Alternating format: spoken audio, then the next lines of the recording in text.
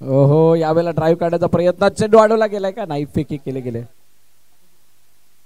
बघा मुख्य स्क्रीनवरती आता एक वेगळं चित्र दिसणार आहे. ओहो, क्या बात आहे.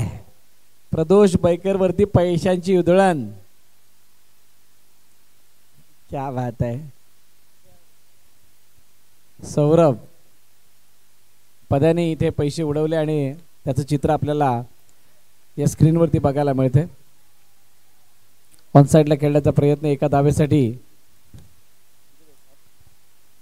चेंडू खेळला गेला, एक धाव येते.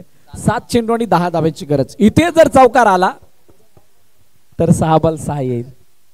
चौकार येईल का काय? मुकेश यादव या चेंडूला मारू देतील का? Amar, oh down the ground, what a shot and what a field. Such a fantastic field by Shivam बेनबन्सी.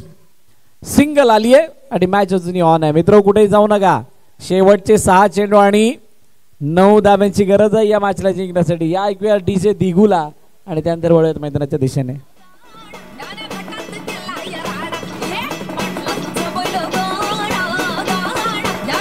हो, थँक्यू डीजे.